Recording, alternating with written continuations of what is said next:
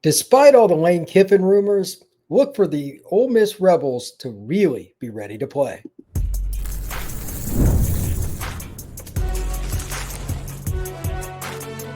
You are Locked On College Crossover, part of the Locked On Podcast Network. Your team every day. This crossover edition of Locked On Ole Miss and Locked On the Portal. I'm your host, Brian Smith, longtime college football recruiting analyst. Thank you for making each of Locked On Ole Miss and Locked On the Portal a part of your day, each and every day, right here on the nation's #1 podcasting network, Locked On. We are brought to you by Gametime. Download the Gametime app, create an account, and use code Locked On College for your opportunity at $20 off your first ticket purchase.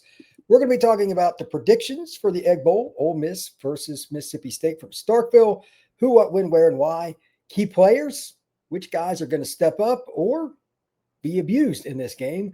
We're also going to talk about the history of the Egg Bowl, how it got started, and all that fun stuff, because it is a wild, detailed rivalry. It's in-state brawls and everything else. But first off, the key, how much will the Lane Kiffin rumor mill impact Ole Miss, Mississippi State, both teams, neither? It's probably going to be on the minds of everybody in that stadium. So let's talk to the guy that knows quite a bit about it, Mr. Stephen Willis, Locked On Ole Miss host. Stephen, how are you today, sir? I'm doing quite well, considering I'm getting about 3 hours of sleep a night. There you go. 3 hours is more than I expected. Congratulations. Yeah. The latest Lane Kiffin, I'm kind of curious on your Ole Miss history stuff. We talked a little bit off here, but I'm curious about that when we get to it. But prior to that, how much do you think this stuff impacts this particular game? Because every kid's going to be different. Is it something that we can even get a pulse on, or is it just guess and watch the game? Well, my guys that are watching practice and kind of reporting back to what's going on says that the practices have been pretty good this week. They seem pretty locked in. And I think I interviewed Daquan Wright before the South Carolina game, and he basically describes, like, for the next 30 days, there's no days off. It's all go, all gas, no breaks. You cannot have a bad day. And there's a little bit of a sense of a player-led type stuff. And with all of the noise that's been going on since, heck, Oklahoma was a month ago almost. I mean, that's really when it started. For the players, there might be a little semblance of business as usual, as long as shenanigans aren't happening behind the scenes. But I think they're going to be all right. I think they're going to go, and I think they know that they have a better football team than Mississippi State, despite all of this noise. And this noise is so weird, because if you ask me at noon, I hear one team. If you ask me at 3, it's another. If you ask me at 6, it's the other team. All 3 teams can be the leader in any particular day. And this keeping up with the Kifdashians episode that keeps seemingly going on, it's not just getting old. It's just wearing thin on all 3 fan bases. So we'll be glad Saturday when all of that is over, because I'm going to let everybody know the rumor right now. The rumor that's going around right now that's probably going to keep me up tonight is that if Kiffin wins the Mississippi State game, he's going to stay at Ole Miss. If he loses the game, he's going to go to LSU. And he's like, does that make sense? No, it doesn't make sense to do stuff like that. But it's a rumor that you have to take seriously. And that is my world at this point. I'm not going to try to delve into that. I don't need the psychiatry bills that you're probably going to incur. Mm-hmm. So I'll just let you tell me about it a year or two from now. But with that in mind, Kiffin is a guy that understands the importance of this game. He's been involved with it for a half dozen years. I don't think it's going to bother him, because he's able to lock in. That's what being a professional football coach basically is. And he is the definition of a pro football coach. I'm not talking about NFL, but like just being a coach in general. He likes the X's and O's stuff more than most, which is saying something. And I also think that he knows that Mississippi State's defense is awful. So especially against the run, I don't know what they'll do exactly, but my guess is Q1 Lacey goes for $150, and if it went above that, would it surprise anybody? Probably not. I mean, they're 120th in the nation in rush defense. I mean, for the love of mankind, that should never happen to an SEC school, but that's where they're at because they're rebuilding. But do you think they'll come out and just run the ball? Or do you think they're going to really just be their own offense and whatever happens, play to play because Kiffin's Kiffin? For people that play Madden or college football or whatever on the PlayStation, you're going to see Mississippi State, in my opinion, do some version of the Engage 8. You're going to see them play some zero coverage where if you went on the outside, explosive plays in the pass game are going to be there. But they are not going to let Kewan Lacey beat them because that's suicide. And Ole Miss has a better offensive line than Mississippi State's defensive line. Ole Miss has a better defensive line than Mississippi State's offensive line. And you have to figure whenever that scenario breaks out, that the team that has that wins about 95% of the time. Turnovers are the key. And it's one of the reasons that I think I would stick with the run game quite a bit. Mississippi State's offense isn't bad. And they've got a decent quarterback. They're a team that plays up to the competition for the most part. Obviously suck at finishing games. I think that's the understatement of the year. They should be about 4 games better in their record than they are. But at the same time, you screw around with them, they'll beat you. Mm-hmm. So in a rivalry game, you certainly don't want to put the ball on the ground or anything like that. But I think Kewan Lacey is going to help the Rebels be in a lot of 2nd and 6, 2nd and 5 scenarios. They're probably going to be in a grinded out, ugly game because I expect them to put 7 and 8 in the box quite a bit. I'm just wondering how much Mississippi State tries to jump out of that base coverage of, we're going to be aggressive and after the snap try to get some picks because they're not going to slow down Ole Miss just by being they got to do everything because they're just not good enough. I know that's not very nice, but I don't think their defense, from seeing them play, they don't have anybody on that defense that I go, man, you got to know where that guy's at. They don't have that player.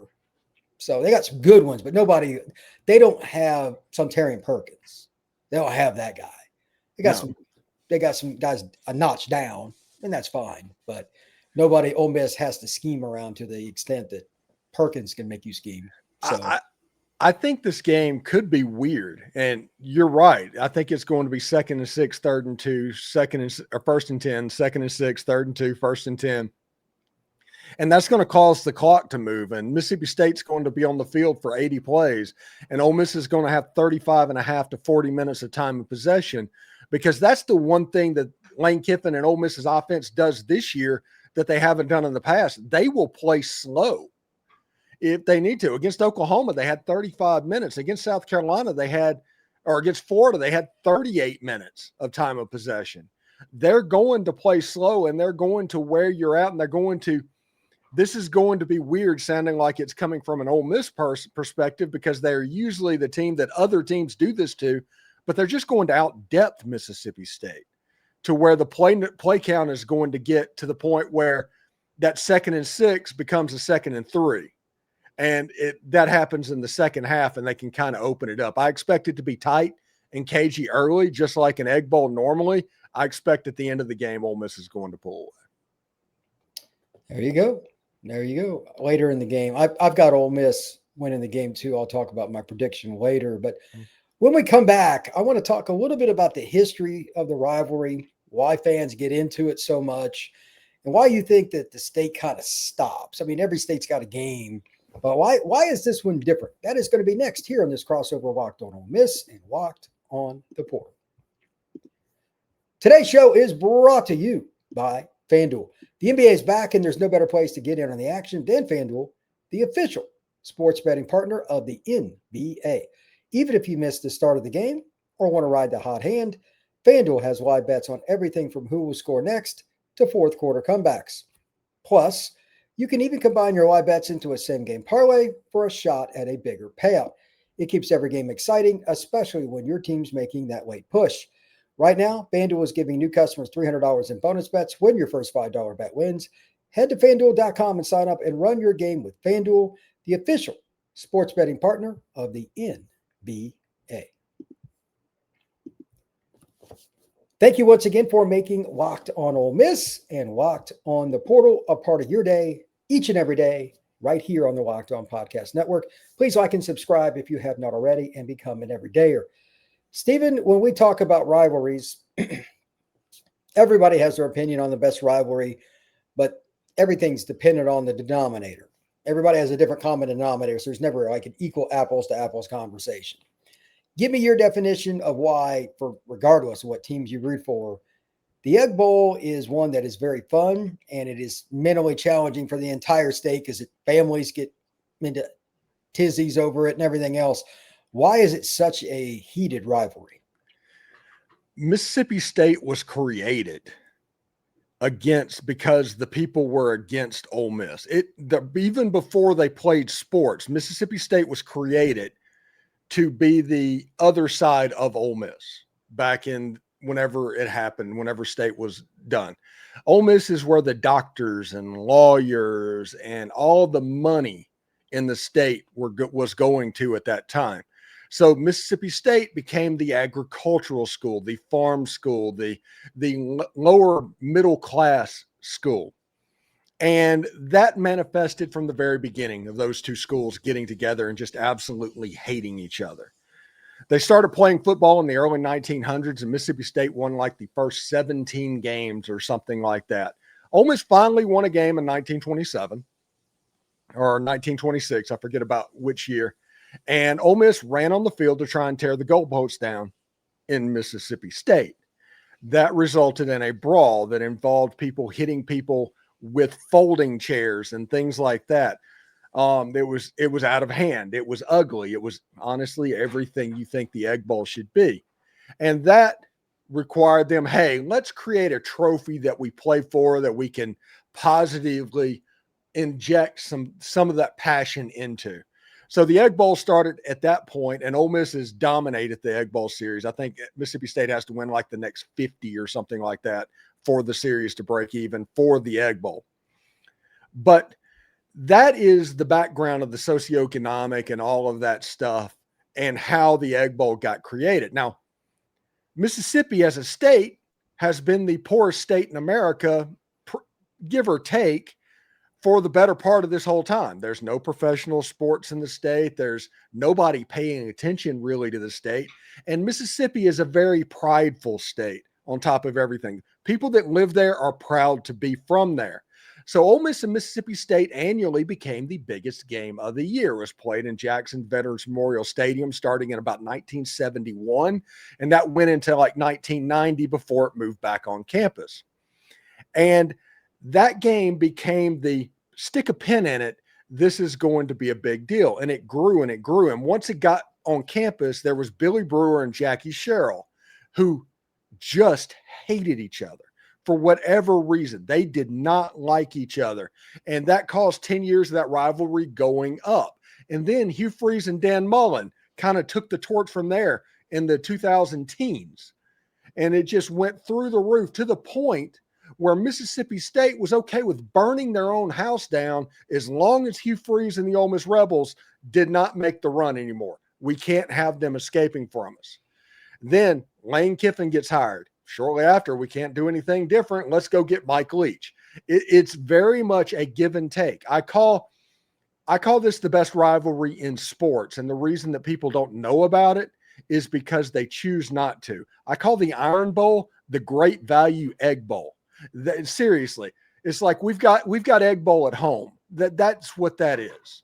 So this game has the obsession of half the state, both sides. It's not an Ole Miss thing. It's not a state thing. It's everything. And because of that, the history of this game and what manifests on the field, I think it was 2018 when the entire team on both sides got an unsportsmanlike conduct penalty in the Egg Bowl.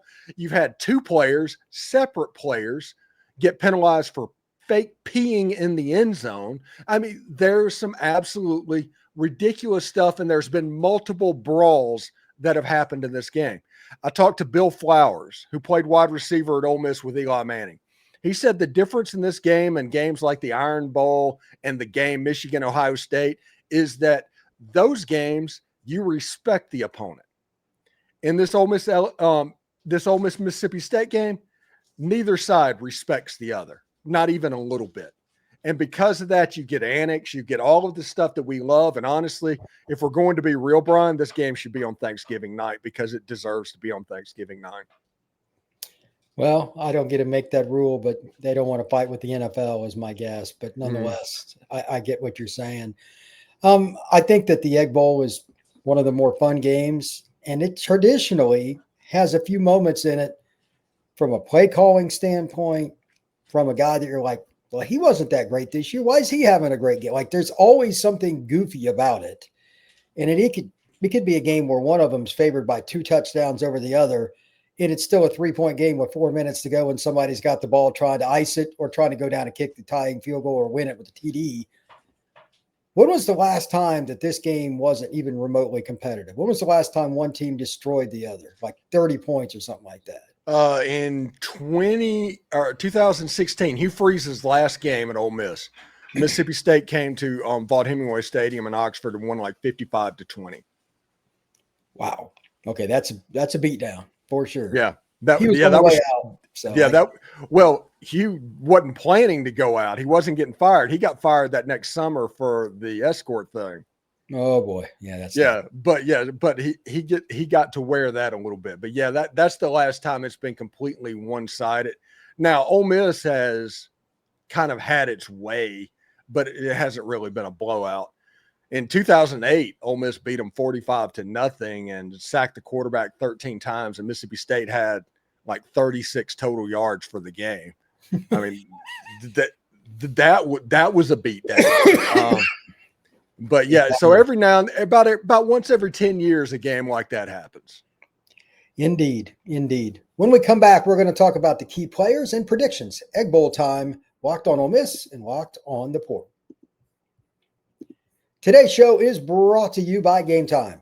College football and the Egg Bowl have been really exciting this year. Been a lot of unpredictable moments, but that's what makes college football great. The tailgates, the rivalries, all the energy in the stands. There's nothing like college football. But let's be real. Actually getting tickets to the Egg Bowl or anything like it, well, they could be a battle to get those tickets, and more so than the actual battle in the game itself. Endless queues, hidden fees, prices jumping out at you at checkout. That's why I use Gametime, where I recently actually got 2 tickets, the app that gives the advantage back to you and me, the fans. It's the easiest way to score last-minute tickets at the best prices. No hidden fees. What you see is what you get. I was in and out of Gametime in 5 minutes to get 2 tickets to see my alma mater, Indiana, play basketball. I found the game, found the seats I wanted, checked the seats, and I could see the seat view from my phone and put in my credit card information and checked out in under 5 minutes. Take the guesswork out of buying college football tickets with Gametime. Download the app, create an account, and use code LOCKEDONCollege for $20 off your first purchase. Terms apply. Again, promo code LOCKEDONCollege for $20 off. Swipe, tap, ticket, go. Download the Gametime app today. All right, Stephen. I want to put you on the spot here. Obviously, you're an Ole Miss expert. But give me the 3 players on the other side that you're most worried about that could be a nuisance of some kind or even create an upset if Mississippi State was to win. Give me your 3 players you're most concerned about. Kamario Taylor, definitely. If he gets his passing going for that, he just has one of those days, that would be scary. Now, normal Kamario Taylor, I'm not necessarily scared of. Brennan Thompson, the wide receiver from Mississippi State, and I can't remember the name, but it's the tight end. Okay.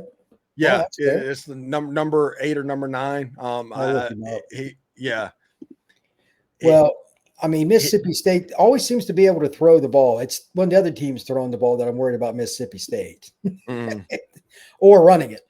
For those that don't know, Mississippi State this year has the 120th rushing defense in the country, and I'm not exaggerating. So that's a concern for me, is like their run defense is just not where it needs to be. The tight end that you're talking about, Seydou Traore, is that the kid? Yeah. 30 catches this year, 291 yards. He's got 5 TDs. Brennan Thompson's got 47 catches for 868 yards, 18.47 yards a catch. Holy cow, that guy's a dude. I didn't realize he was that good. Congrats to him. Not the biggest guy. He's 5'9", 170, but if you've got 868 yards, you're a player. So, and then the guy that leads them is Anthony Evans. He's got the most receptions with 63. So they're pretty balanced. Yeah. Apparently, just so everybody knows, since this is going to air on a Wednesday night, potentially, Chris Lowe just apparently went on Sirius XM and said that if Lane Kiffin wins the Egg Bowl, he's staying. He thinks. And which Chris Lowe is Lane Kiffin's guy. You have to take that into account. Whenever news needs to get broken, it's usually Chris Lowe that does it. So you have to think he's fairly well sourced on that.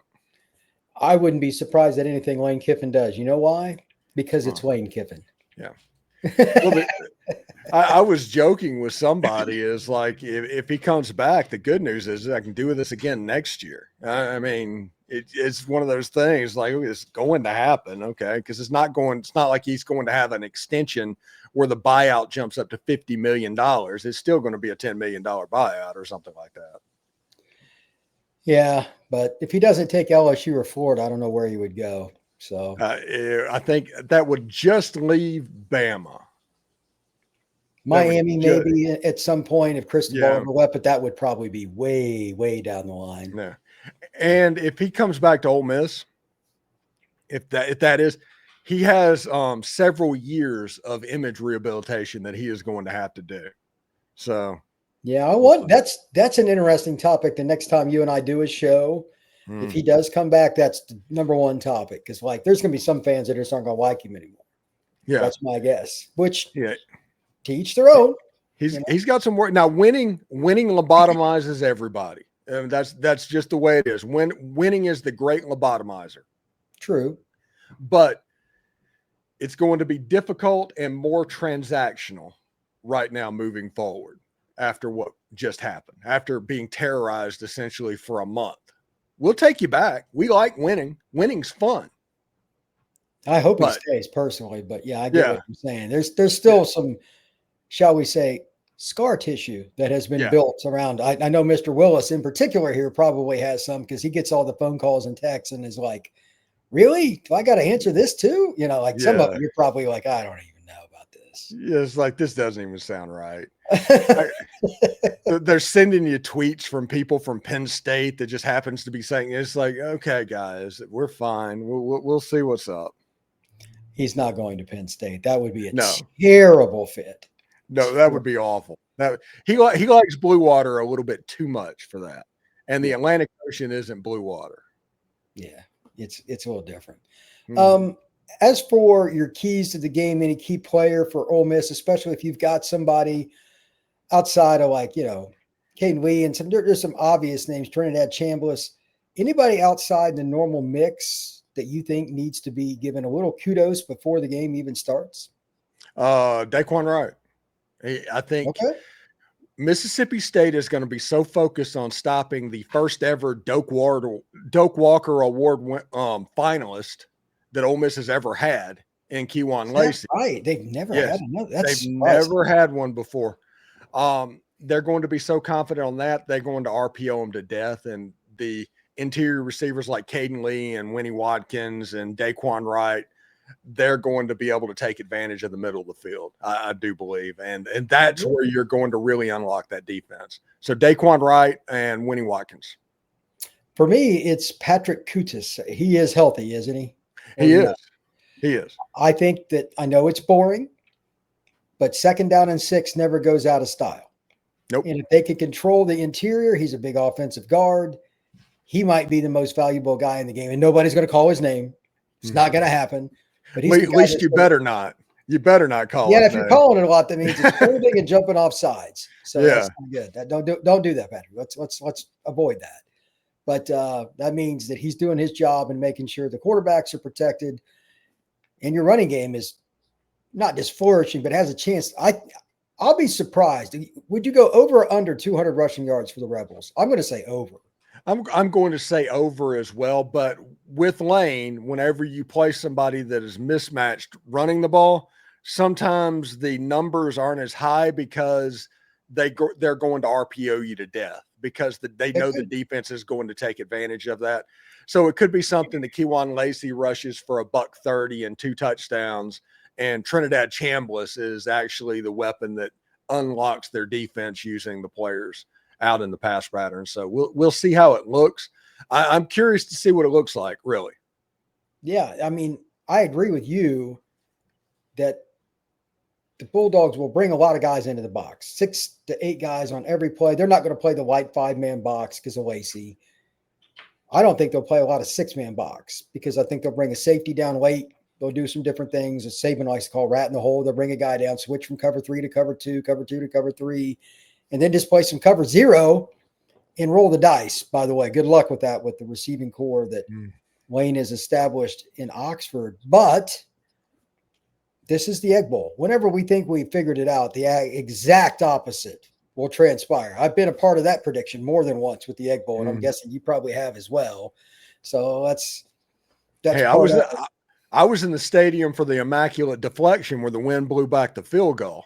So I've seen weird stuff happens. Have you ever seen that highlight?